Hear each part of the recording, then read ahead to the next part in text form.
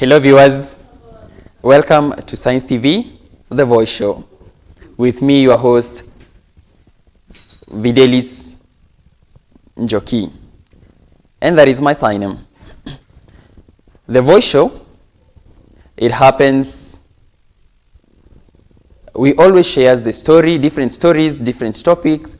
We cover different thematic areas where we aim to educate and create awareness, and also we give a different perspective and we inform about a specific topics of interest.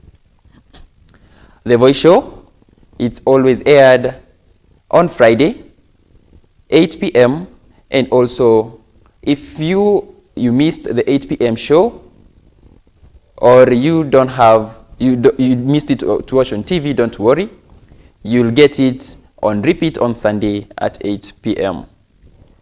If you're also stuck on Sunday and you didn't get to watch it on your TV, don't worry.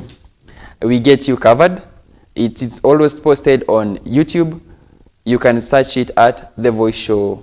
The Voice Show at Science TV. You can get us there. Please share, comment, and also watch the full episode as we make it spread so that we can create more engagement and more networks. And also, if you are much interested and you want your story to be shared and to be covered, and you want to educate people and create awareness on specific thematic area of your choice, please email me and we'll get to invite you to come to the show. You can catch me on Twitter, TikTok, and also you can get us on Facebook or Instagram under the name Videliz Njoki. You can email me. My profile picture is there. You can get me there.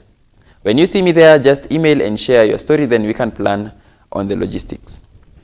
Today I want to share a very interesting topic. We've been very stuck. We've been very worried. We've been very confused because of our country, because this week it has sparked a lot of fear on our nation because of one man who died. The person who died is called Albert Ojwang. He was a Luo man, and also he was from Migori, but he lived in Western. He lived with a family, married. He was 31 years old.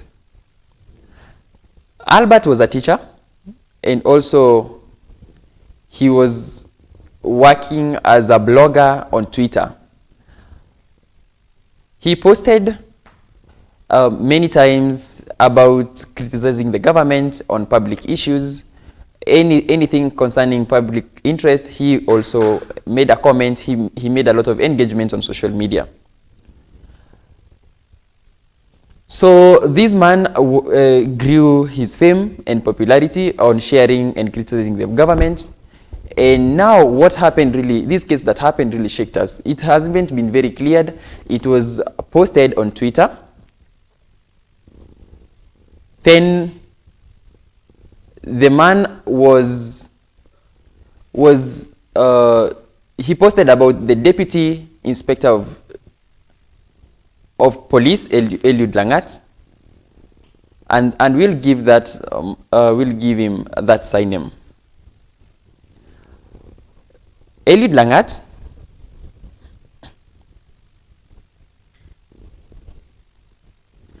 he posted about Eliud Langat on Twitter, and then he was a deputy inspector general.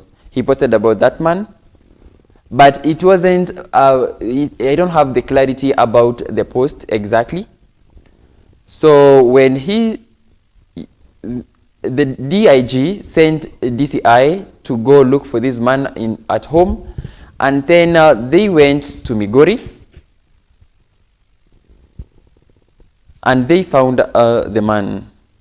The man had a very young family.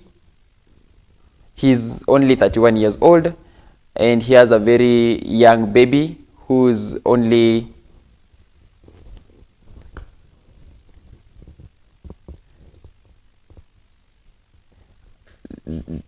some say the baby is very young, is 1 month, and some say it's 2 years. So it doesn't have that clarity. So it is very, so they went to the village, the police went and took the man. The police came on the aim to take him. So the father really pleaded with the police, but that was orders from above. So they took the man. So the police asked the father, do you want your son alive, or you want him to carry the body? So the father prepared himself to come to Nairobi.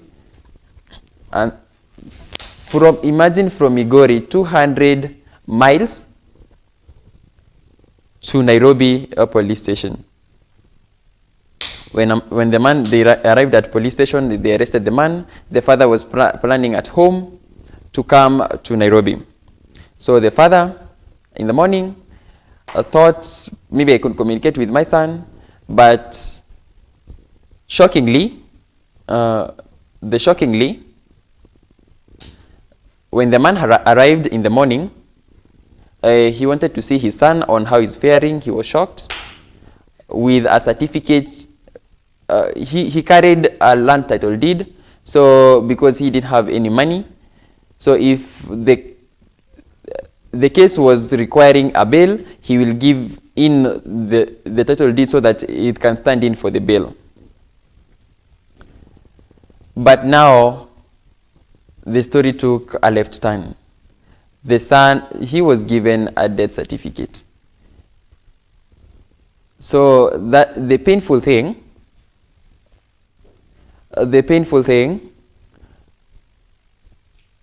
when the man was trying to ask how did the son mysteriously die, he was told how was he killed.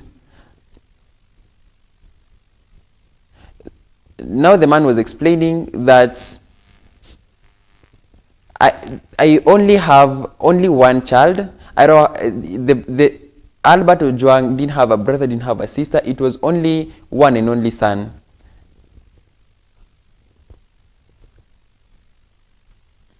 Now, since he has died, he didn't actually believe. He started crying and expressing a lot of emotions. Because, you know, this man has really suffered with the son so that he can take him through university. And now after caring for him for that much, he has now died. Now, how can he start, you know, producing and caring for another child until the age of Albert Ojwang, because the mzee is already old. Now my biggest question is, the father is asking, why did my son die? Why was my son killed? And who killed my son? And why take him from Migori, all the way from Migori to Nairobi? In Nairobi, in Migori, there were prisons. Why bring him from Migori to come and kill him in Nairobi? Why was my son killed? Why was he killed, and who is behind the killing? We'll take a short commercial break, and then we'll continue to discuss more about the murder and the mysterious murder of Albert Ojwang. So don't be scared, don't be stressed. The pain of his murder is continue. I know it's heartbreaking. So we'll discuss about that and also the protest in our next segment. So we'll take a short commercial break, and then we'll be... Welcome back to The Voice Show, where we continue discussing about the death of Albert Ojwang that happened in Kenya. We'll continue with the discussion about that man, Albert Ojwang, from Migori, who was taken from Migori and died in Nairobi at a police station, a central police station. That is where the man died. So now I want to explain When the father came, he was shocked to be given a death certificate. It was really sad. So the questions, he asked the question, but there was no answers. He decided, I won't ignore, but luckily the social media uproar really helped and spread the information and spread the concern, and the social media was very outraged on how and why that happened. So the people were wondering what really happened, and as a country, are we even safe? It attracted a lot of people's attention. People now started questioning on what really happened. Some people, officials included, were also engaged, and they wanted to know who is responsible for the answers of what happened and who was behind the murder and the killing of the man Albert Ojwang. So after the autopsy was done, the chief pathologist was there, and we saw. But before that, police didn't participate. When the autopsy was being done, police issued a statement saying the man arrived in police station safely, and then he decided to bang his head on the wall. And people were like, this is not convincing. They were not convinced. So we felt the police were issuing a statement that he killed himself, but people were not convinced. So they decided to to follow the autopsy and to participate fully in those autopsy processes. It showed that he was really injured and he was really hurt. He was strangled on the neck. There were some markings and pain and tear of some soft tissue on the neck. So people were asking who did that, and who is the responsible for all that doing. Right now, the DCI is blaming the police, and then the police is blaming the DCI. We want to know why was he imprisoned, on what charges, because it's not even clear. We want who is behind the murder. Now the investigation continues, and now people decided to take up the matter and demonstrate on the streets so that they can show their anger, so that we can have an equitable investigation and to get who is responsible for that and answer the question of who is responsible for that murder. Because there were a lot of markings and a lot of beatings on his body. So for that concern, the investigation is continue, but the person who's behind that one remains the big question. And also he posted on Twitter, but the post on Twitter says we have a lot of officials,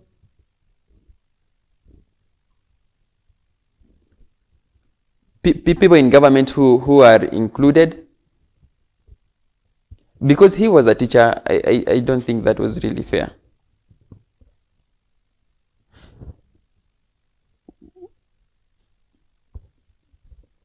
And people, that post was about a question.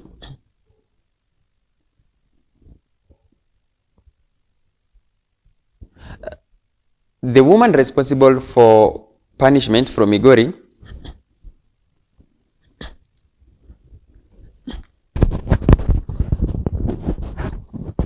the bad girl said, if you are not comfortable on the post that is being posted on X, then you can block. Why does that post result to murder?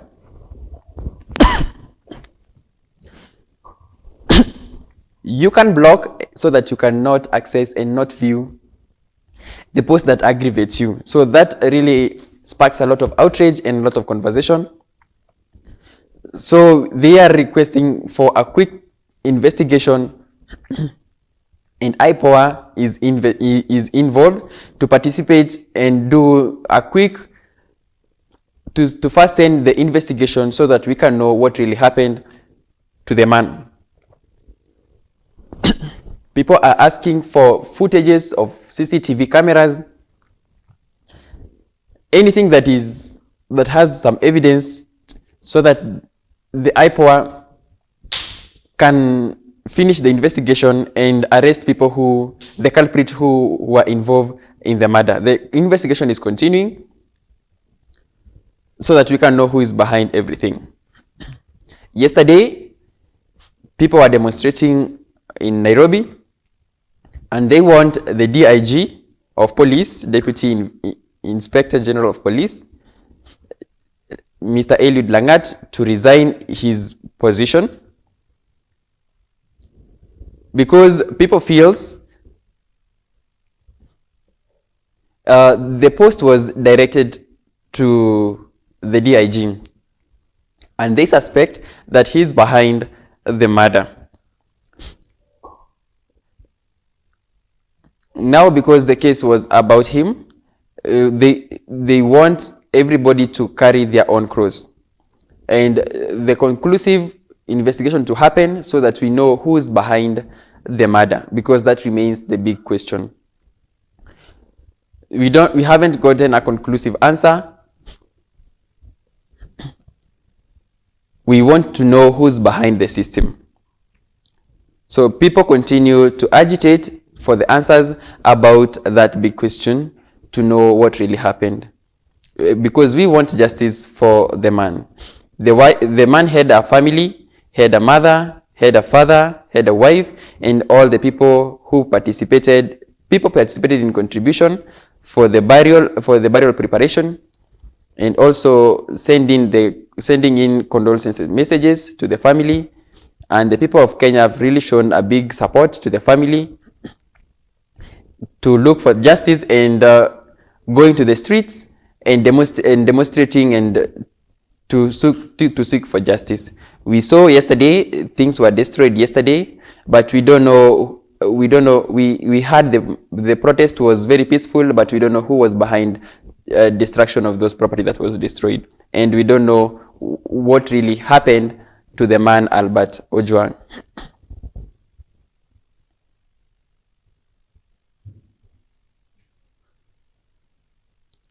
Remember, before I said, police put in a statement that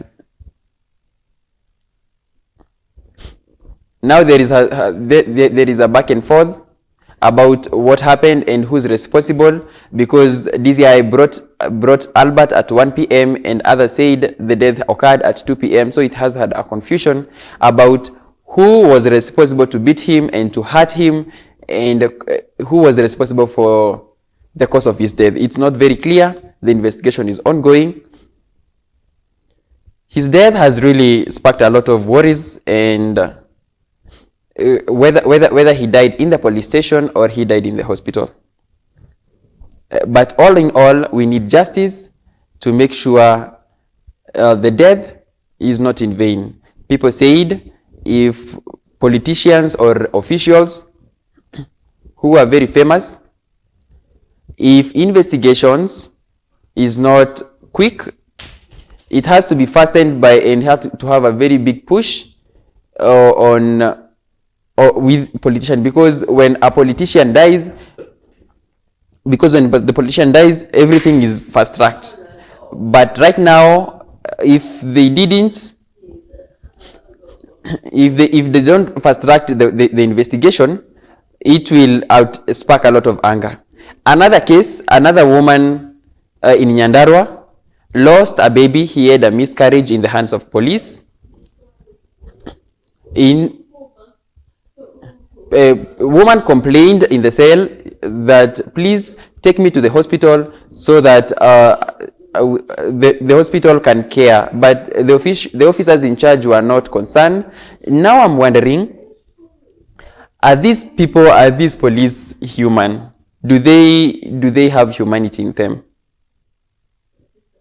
That is a question that it can remain unanswered. Let us ask ourselves, who are the police? Are they human or are they not human? because we need to treat and also to make sure our environment, all of us, are safe as a person, as a citizen in this country. So that is what remains unanswered. When you're looking to save this, and we have another person, Larry Madowo. He posted what happened in the world. You can look at there and then make sure you are up to date of what happened. There are a lot of youths who are wondering whether the government and the political class will continue after the election, because that is a great concern on our economy, and also it has affected our economy and us as a country. We've had a lot of strikes and maandamano that has really tinted the image and also sparked a dent on our economy.